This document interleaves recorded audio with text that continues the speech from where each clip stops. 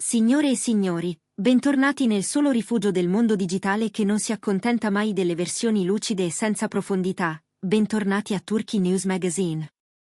Oggi non stiamo parlando di una pausa di qualche giorno né di un banale detox da Instagram. Quello che abbiamo davanti è una vera insurrezione contro l'ingranaggio che da anni divora volti, sorrisi e amori. Bar Bakhtas, l'uomo che ha visto il proprio volto campeggiare su cartelloni e feed in 3 continenti, ha premuto il tasto muto. Ha spento il brusio della propria immagine pubblica e ha lanciato una sfida alla macchina del pettegolezzo. Nessuna storia di 30 secondi, nessuna colazione condivisa, nessuna palestra trasformata in palcoscenico. Dal cuore di quel silenzio calcolato è uscita una frase che ha spaccato in due le aspettative del sistema. Questa superficialità mi ha soffocato. Ma noi dobbiamo domandarci, è un grido di liberazione, un colpo di cuore, o un messaggio strategico, lucidissimo, indirizzato a un'industria che misura l'amore in like e l'arte in metriche? Perché alcuni marchi hanno tolto la spina all'improvviso? Che cosa si è detto nelle riunioni a porte chiuse dell'agenzia che gestisce le sue mosse? E quale parte gioca l'enigmatica Yamuri in questa sceneggiatura di emancipazione? Restate con noi, la verità, spesso, abita proprio nel silenzio. Prima di affondare nelle acque più profonde, fate in modo di iscrivervi a Turkey News Magazine. Se apprezzate le indagini senza filtri, lasciate un like e, per chi desidera sostenere direttamente questa corsa controcorrente, il pulsante Join vi aspetta.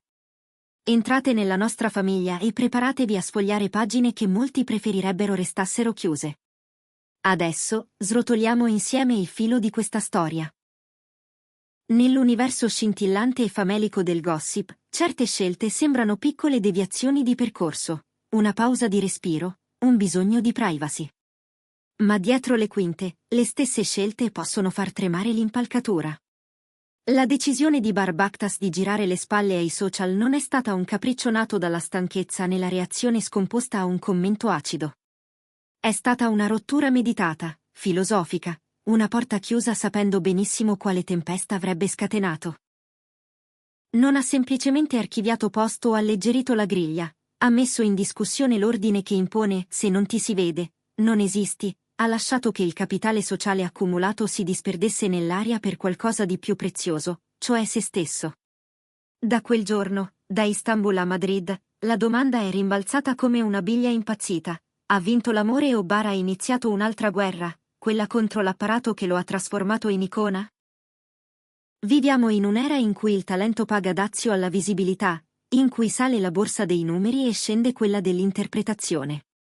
Nelle stanze dei marchi non si chiede più sa reggere una scena lunga, ma quanti follower, quante storie, quali tag. Bar ha tirato il freno di emergenza a un treno lanciato. E secondo insistenti voci di corridoio, il prezzo è arrivato subito, netto. Offerte sospese, campagne riassegnate a volti più attivi, la sensazione cruda che un attore senza feed sia un cartellone spento. I tabloid, con il loro cinismo lucidissimo, hanno tradotto tutto così, tempo perso, quasi suicidio professionale. Eppure, per chi lo conosce, l'equazione non ha mai avuto come primo membro il denaro. La sua priorità, dicono, è stata la libertà mentale, la difesa ferrea di una vita privata che stava diventando merce. Circola una frase, sussurrata nelle stanze dove le parole pesano più dei comunicati stampa. Una frase che spiega il salto: tutti vivono per essere guardati, io voglio vivere. È un manifesto. Spiega perché non filtra i concerti attraverso lo schermo di un telefono, perché non spettacolarizza una vacanza, perché non trasforma il sentimento in contenuto. Nella filosofia di Bar, il momento respira davvero soltanto se non è fabbrica di consenso. Sceglie la trama del reale contro la patina dello schermo. Sceglie la densità contro la quantità. E in questa scelta spigolosa, così distante dall'industria dell'oversharing, c'è un carico di autenticità che affascina e inquieta insieme. E poi c'è la calamita segreta di questa trasformazione, Yamur. Tra i crocevia recenti della vita di Bar, il loro incontro è stato più di un cambio di stato sentimentale, è stato uno specchio nuovo, un'angolazione diversa sul senso dell'esistenza. Yamur non rincorre l'obiettivo, lo affronta quando serve, ma non lo eleva a giudice del suo valore. Ha un modo di stare al mondo pacato, senza clamori, con un'autorevolezza quieta che non ha bisogno di gridare. Ed è lì che Barr, secondo chi ha ascoltato da vicino, avrebbe confidato: in un mercato così superficiale, la sua profondità mi ha spaccato il petto. Parole che sono carezza e scossa, ma anche il riflesso di un passato ingombrante, fatto di storie dove la pressione mediatica stava colonizzando la spontaneità. Con Yamur, la relazione sembra l'opposto dell'arena, un porto, non un palcoscenico. Non solo amore, dunque, è una disintossicazione lenta, un ritorno alla pelle viva dopo anni di luci che bruciano. La quiete, però, non arriva senza controcanto. Sussurrano di una frizione seria con il suo entourage professionale. Si racconta che, davanti agli indici in calo, qualcuno abbia messo le cose in chiaro: in questa piazza, l'invisibilità è un rischio, si viene dimenticati.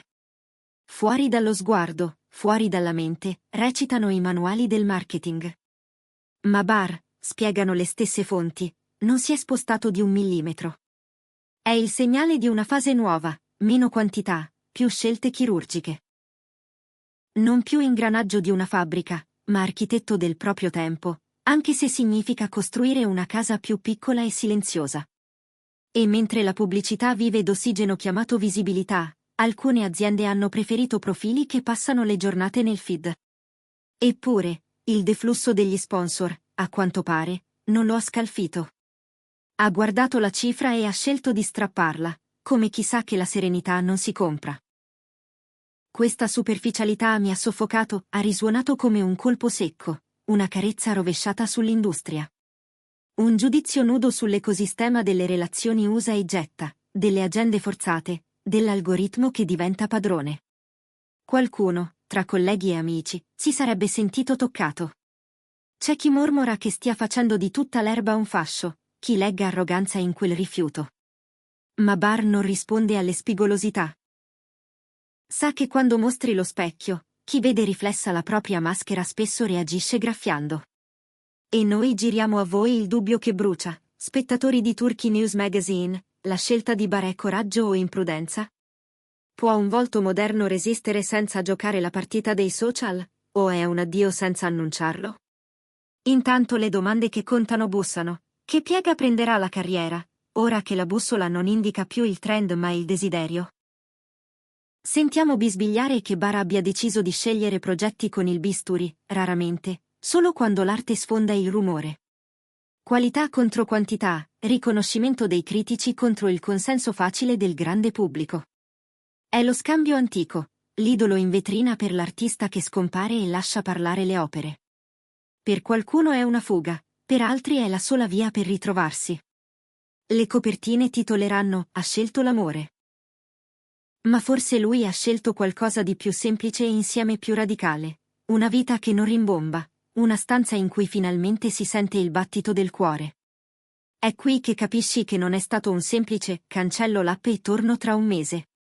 Togliersi dalla giostra un conto salato, meno entrate, meno campagne, meno passerelle. In cambio, però, la regia delle giornate ritorna nelle sue mani. Torna un'aria che non sa di plastica.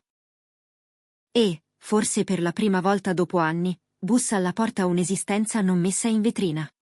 Così arriviamo alle domande finali, quelle che scottano se le tieni tra le dita: è una fuga o il gesto più audace? Ha davvero scelto l'amore o ha salvato se stesso da un meccanismo che lo stava consumando? Yamur è una parentesi luminosa o l'ancora che gli ha permesso di attraversare la tempesta e vedere la riva da un'altra prospettiva? Noi amiamo le risposte, ma in questa storia forse abitano altrove, inscritte nella pausa tra una parola e l'altra. Barr ha smesso di esibirsi per noi e ha ricominciato a vivere per sé. E potrebbe essere la parte più intensa che abbia mai interpretato. Grazie per aver camminato con noi dentro questa rivolta silenziosa. Questa è stata una pagina speciale firmata Turkey News Magazine. Se questo racconto di libertà vi ha toccato, non dimenticate di mettere like, iscrivervi e condividere. E, per chi desidera sedersi nel nostro cerchio più vicino, il pulsante Join è lì, in attesa. Fino alla prossima volta, ricordate, a volte il gesto più temerario non è mostrarsi, ma scomparire con eleganza.